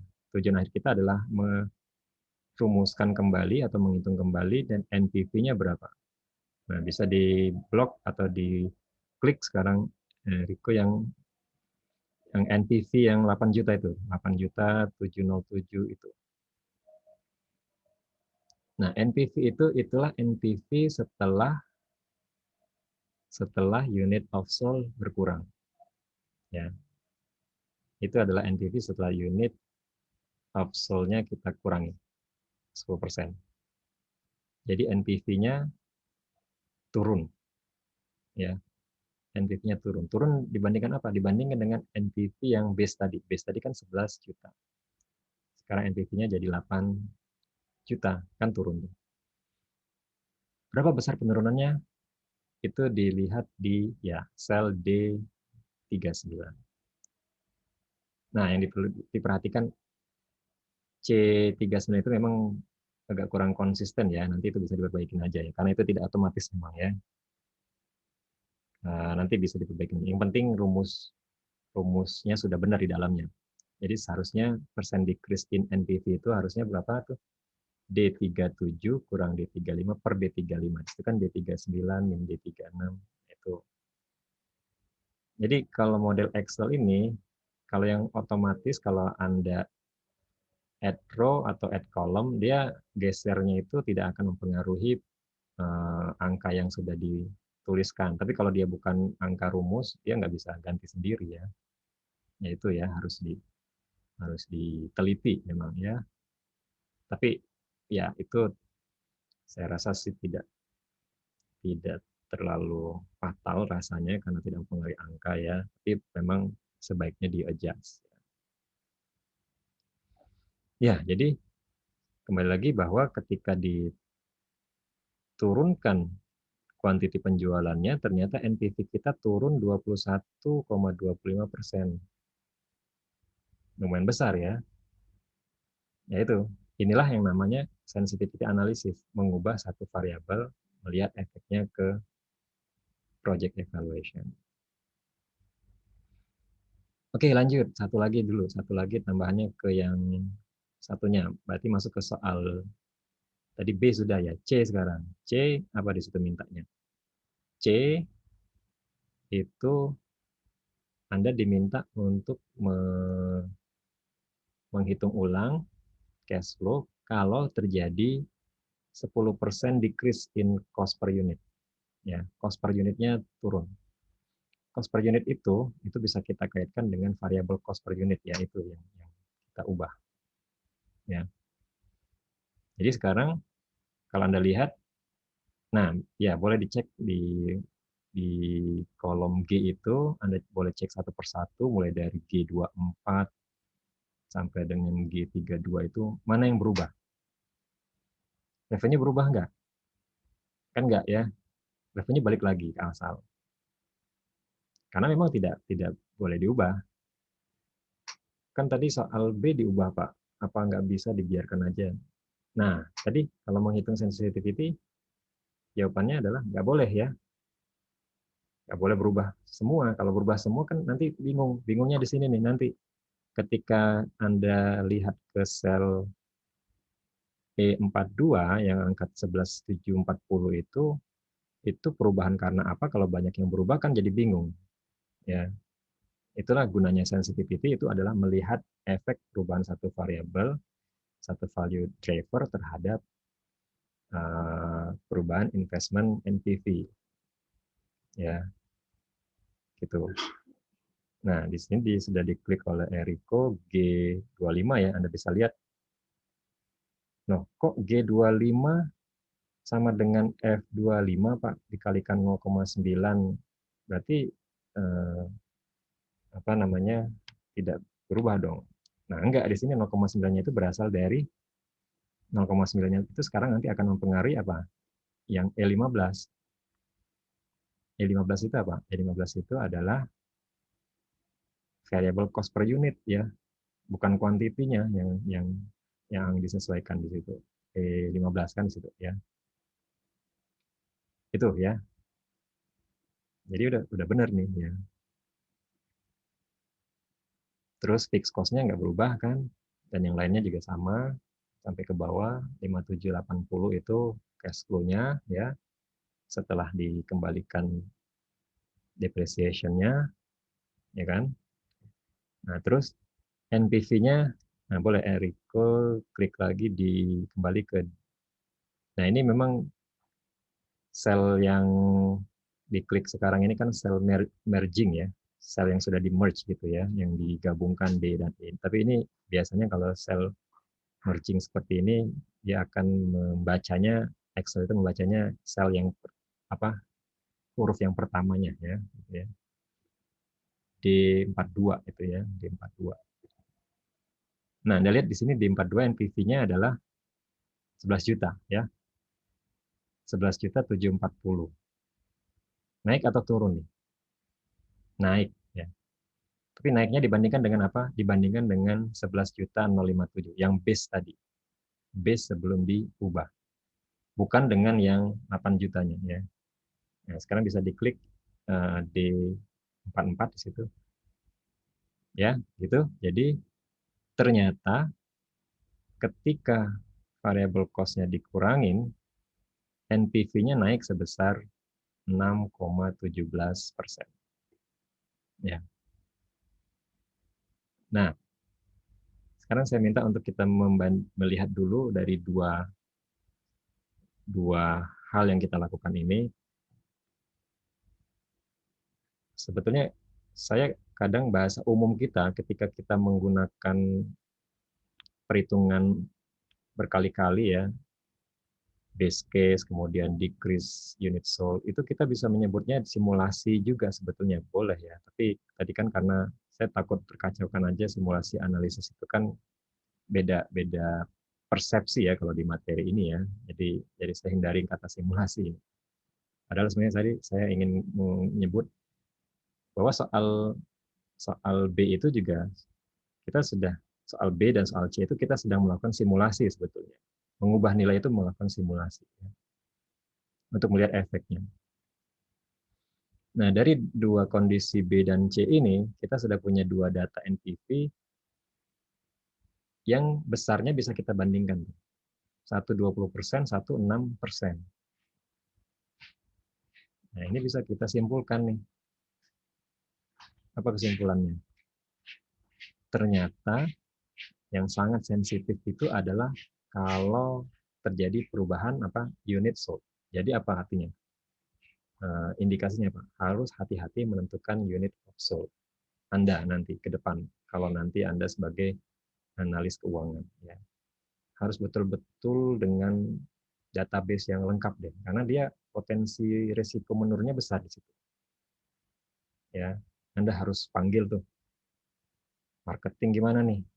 Saya mau memutuskan unit of sold ini saya nggak berani macam-macam di sini karena saya lihat sensitivitasnya itu tinggi sekali. Kalau saya salah seperti ini misalnya turun ya kan drastis nih ya bagi perusahaan 20% itu kan tinggi tuh walaupun masih positif ya. Ya untung kalau ini kan decrease. Kalau dia naik ya untungnya juga banyak juga 20% juga. Tapi nah ini harus diingat. Perusahaan biasanya harus ya bisa dibilang konservatif ya. Jadi rugi itu dianggap lebih mencemaskan gitu ya. Jadi harus diperhitungkan potensi ruginya terlebih dahulu dibandingkan dengan potensi untungnya ya. Oke, jadi dan nanti sampai I ini kan baru 2 data ya. Anda boleh turun sedikit Eriko ke bawahnya. Kalau dibanding-bandingkan kayaknya yang tertinggi tetap yang dari unit of sold tadi ya. Kalau diubah. Nah, ini di bawahnya yang 6,17% itu ada minus 6,17 itu hanya menaikkan. Jadi kalau yang pertama kita menurunkan variable cost per unit, yang sekarang menaikkan. Kalau menaikkan gimana caranya? Tinggal dilihat nanti, diklik, coba boleh diklik satu lagi, yang ke H, coba H. Klik yang H25 ya, H25 ya. Anda lihat di situ H25 formula barnya sekarang adalah E13 kali E15 kali 1,1. Karena di situ ada kenaikan variable cost per unit 10%. Kalau kenaikan itu kan berarti cost awal plus tambahan 10% kenaikannya dari cost awal. Ya sama aja dengan kita mengalihkan 1,1 ya. Dan yang lainnya tidak berubah. Jadi gitu ya, kalau menghitung sensitivity memang satu persatu ya. Tidak boleh sekaligus banyak. Kalau sekaligus banyak apa namanya? Skenario. Nah, skenario nanti di bawah. Boleh sekarang ke skenario langsung ke bawah. Kalau menghitung skenario, nah caranya isikan dulu ini nih, yang kuning. DEF, yang kuning itu, mulai dari sel 57, 58, 59, sampai 60, Anda isi. Ada di soal. Di soal sebenarnya tinggal dipindahkan. Angkanya ada di halaman 441 kalau di bukunya, kalau di slide atau di potongan PDF yang saya berikan ya, di halaman kedua kalau nggak salah ya, atau ketiga ya, yang ketiga. Tinggal dipindah, nanti dia otomatis akan menghitungkan juga. Silakan coba diisikan. Diisikan unit sales-nya berapa, price per unitnya berapa, variable cost per unitnya berapa, fixed cost. Dan kebetulan di soal disediakan semua skenario ya, data skenario semua sudah disediakan. Ya. Ada pertanyaan dulu sampai sini? Ada yang kesulitan atau ada yang nggak bisa? Kalau pakai template harusnya paling mudah ya. Yang sulit mengenerate template-nya. Tapi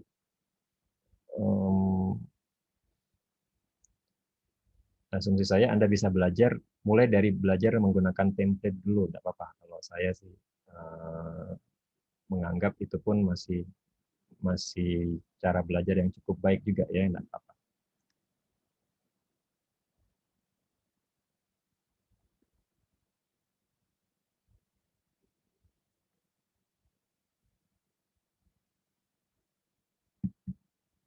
Oke, ya boleh nanti sambil diisi dulu, pelan-pelan aja nggak apa-apa biar teliti ya, jangan sampai salah, karena ini yang jadi kuncinya tuh.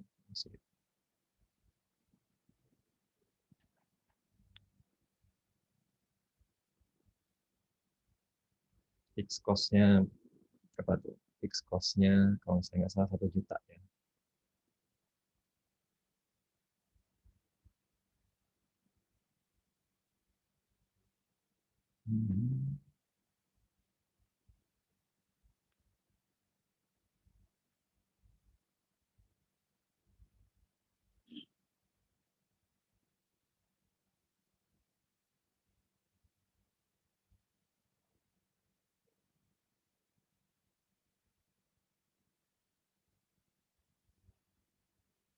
Ya, kita tunggu sebentar biar Mas Heriko menyelesaikan dulu ini. Bagi yang sudah selesai, ini di cross check saja, nggak apa-apa. Nanti ya kita saling cek sama-sama.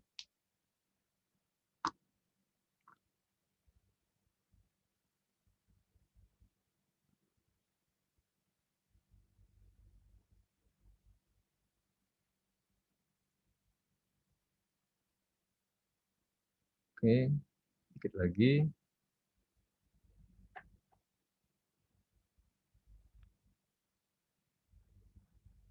Oke, ya, stop. Baik, cukup. Ya, Mas Riko, jangan diedit dulu ya. Saya biarin aja dulu ini ya. Kita lihat sama-sama. Nah, ini sudah diisi lengkap ya, bagus. Dan Anda bisa lihat, ini datanya sudah terisi lengkap. Kalau kalian sudah mengisi yang kuning, nanti di bawahnya itu ada kolom yang sudah dibikin di bawahnya tuh ya, ada yang revenue, variable cost, dimulai dari baris 64 itu ya di kolom D ya, dari baris 60, 64, 65 sampai ke bawah ya, itu semua otomatis ya. Jadi otomatis itu artinya dia sudah punya formula di situ di dalam tabel itu. Nah, di situ tersedia tabel-tabel untuk base case ya, dia akan menghitungkan untuk kita base case-nya berapa cash flow-nya ya. Base case itu adalah kondisi awal, best case untuk yang kondisi terbaik ya, dan yang terakhir ada worst case kondisi terburuk. Nah, berarti kan, jadi kalau Anda sudah isi, nanti itu langsung otomatis kan. Sekarang pertanyaannya tinggal ini sudah benar atau tidak ya. Oke, ini data sih sudah benar. Datanya sudah benar nih, bahwa unit sales-nya sesuai dengan informasi di soal. Kondisi dasar unit sales-nya 100. Price-nya 100.000 ya. Price-nya 100. Variable cost-nya dia, karena negatif memang variable cost 22,5. Fixed cost-nya 1 juta. Ya. Worst case-nya sudah disediakan semuanya.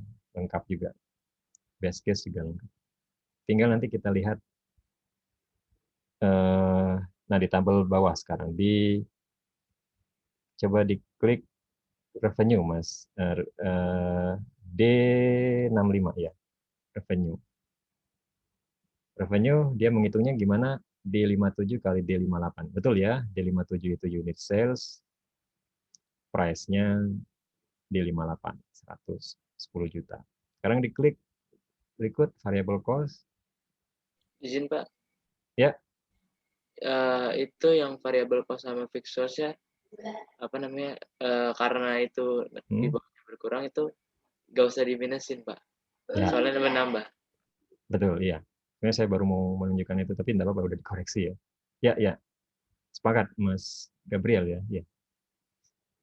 Kenapa? Coba lihat sekarang di gross margin. Nah ini tadi kenapa Mas, saya tambahin penjelasannya Mas Gabriel tadi, Mas Riko ya. Coba diklik yang D68, coba D68, D68, D68 ya. Nah, jadi memang harus hati-hati di sini ya. Tadi juga saya sempat ditanya di kelas sebelumnya, Pak, cost itu kan negatif. Saya ngisinya negatif aja, udah bener dong. Ya, tapi di sini lihat rumus ya. Harus dicek ke rumus memang kalau untuk di sini. Rumusnya gimana nih? Pakai ininya. Di sini gross margin-nya ternyata kalau dibikinkan di rumus ini, cara menghitungnya si table ini adalah dia mengurangkan revenue, ya D65 itu revenue, dikurangi D66, dikurangi D67, di mana D66, D67 adalah variable cost dan fixed cost. Ya. Jadi ceritanya kalau Anda isi variable cost dan fixed cost itu negatif, dia malah nambah gitu ya. Itu harus diperhatikan. Jadi artinya, makanya tadi saya bilang sempat di awal tadi, jadi saya bilang isikan dengan nilai positif aja ya. Abaikan kalau dia cost atau revenue, dibedakannya karena nanti biasanya akan diperhitungkan di dalam rumus gitu. Nah, sekali lagi ini kalau kita mengikuti rumus orang lain ya, mengikuti template orang lain. Kalau Anda mau create sendiri sebetulnya bisa di adjust ya dengan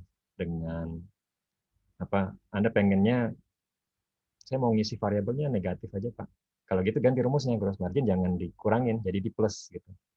Ya, gitu caranya. Di D65 plus D66 plus D67. Gitu ya. Itu betul ya. Jadi saya hanya menambahkan aja. Jadi benar yang kuning itu Anda isi dengan positif semua. Karena memang di rumus di bawahnya itu dia akan dikurangkan. Ya, jadi udah benar nih ya. Udah benar nih di isian solusinya. Saya hanya ingin menunjukkan bahwa sekarang kalau dibandingkan dengan sensitivity analisis tadi, skenario analisis Anda bisa lihat di situ variabel yang diubah banyak. Bukan dua malahan, 3 atau 4. Anda lihat di situ. Price per unitnya diubah, unit sales-nya diubah, variable cost per unitnya diubah, ya, worst case dan best case dibandingkan dengan kondisi awal. Itu saja sudah menunjukkan pada kita bahwa sekarang sebetulnya perubahan ini karena apa, kan tidak ketahuan lagi.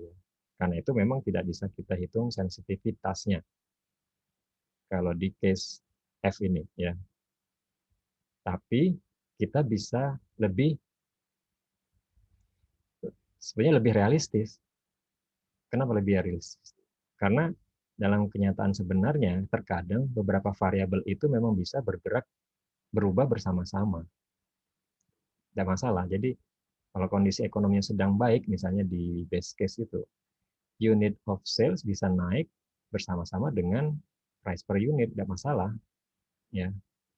Dan juga variable cost-nya bisa dihemat, tidak apa-apa, karena mungkin ada economies of scale, ya, skala ekonomis, ya kan gitu. Fixed cost-nya bisa turun, tidak apa-apa, bisa. Nah, inilah yang disebut dengan namanya skenario analisis, ya. Kita membangun suatu skenario.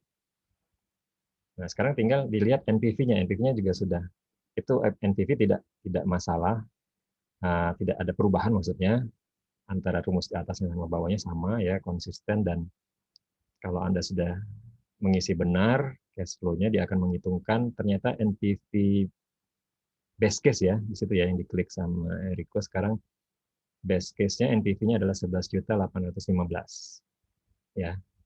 Nah, sekarang lihat ke NPV best case di bawahnya, yang terbaik, kondisi terbaik. Ya, turun lagi. Ya, nah itu. 28 juta. Naik. Ya. Jadi ketika kondisi ekonomi baik, skenarionya menghasilkan NPV yang naik sangat tinggi. Riko, bisa nggak kamu bikinkan berapa persentase kenaikannya? Ini memang tidak disediakan, tapi ikut ini ya, ikut rumus seperti yang, ya boleh. Kamu boleh ikut rumus yang mana di situ, caranya biar kamu coba hitung persentase kenaikan 28 juta itu terhadap 11 juta, berapa persen itu kenaikannya. Coba itu. Bisa nggak? Sebenarnya kuncinya adalah NPV setelah perubahan dikurangi NPV sebelum perubahan dibagi NPV awal sebelum perubahan, ya. Itu aja rumusnya, ya. Enggak apa, sambil kamu membiasakan analisis data di sini. Ya, kurangin itu tuh. D75 betul. Terus boleh dikasih kurung dibagi D75. Ya, diklik lagi, ya, enter. Nah, udah benar itu ya. Jadi NPV-nya naik 144%, ya. Itu kalau kondisi best case yang terjadi. Kalau worst case dengan cara yang sama, kamu bisa hitung percentage-nya, ya. Ternyata dia, kalau kita lihat dari sekilas dari angkanya, bukan bukan itu, ya, dengan base-nya, base atas lagi, dengan nilai angka atas. Nah itu, ya, nah itu harus dibandingkan dengan kondisi yang pertama, ya. Kalau kondisi best, karena sama-sama, kalau saya menyebutnya kok agak mirip ya memang, ya. Best dengan base itu ada kemiripan, ya. Yang sering saya ganti kondisi awal dengan kondisi terbaik, ya. Ya, ini udah benar 87% turunnya, ya. Ya, jadi dengan skenario analisis perubahan worst case itu adalah menurun 87% NPV kita. Ya. Nah, pertanyaannya, kalau Anda sudah punya skenario seperti ini, kira-kira mau diterima atau ditolak nih proyeknya? Karena sudah ada perhitungan uncertainty-nya antara kondisi terburuk dengan kondisi terbaik. Jadi biasanya kalau menggunakan skenario, lihat di NPV terendahnya. Kalau NPV terendahnya masih positif, berarti proyek masih di-accept. Artinya apa? Dengan kondisi terburuk pun kita masih punya nilai value positif, ya, NPV yang positif. Jadi artinya masih bisa diterima. Tapi kalau NPV worst case-nya sudah negatif, itu suatu indikasi kayaknya sih lebih baik tidak usah saja melaksanakan proyeknya karena itu lebih beresiko. Tadi saya bilang ya, yang merugikan itu bagi perusahaan itu lebih dipertimbangkan, walaupun nanti kalau dia berbalik kondisinya akan untung lebih besar juga. Tapi ya mungkin kalau saya bilang saya di levelnya, kalau saya pengusaha saya di levelnya yang kayaknya tidak terlalu taking risk ya, risk averse lah gitu ya. Kadang ada saja pengusaha yang sifatnya walaupun sudah tahu worst case-nya dia negatif tetap diambil proyeknya karena dia mungkin ya risk taker ya, lebih ke menantang risiko gitu ya atau senang dengan risiko ya gitu. Nah, jadi itulah ya penyelesaiannya untuk soal 13.7 ini saya harap bisa dipahami ya, bisa dicoba-coba lagi ya ya intinya dipahamin karena ada satu keuntungan kalau kita pakai template seperti ini memudahkan, tapi yang paling penting sebetulnya pemahaman masing-masing ya untuk bisa menjawab soal ini dengan benar tadi ya. Karena tadi seperti saya lihat sekilas ya, kadang kalau keliru sedikit saja kan bisa salah tadi. Ya, membandingkan dengan pengurangnya ternyata kita pakainya yang terbaik bukan yang kondisi awal kan itu salah ya. Nah, ini tadi juga sudah diperbaikin yang variable cost-nya menggunakan angka positif atau angka dalam kurung tadi kan ya. Ya, ada pertanyaan nggak? Satu pertanyaan terakhir nih sebelum kita tutup ya. Ini saya rasa ya, boleh di stop screen-nya. Kalau ada yang mau ditanyakan silahkan.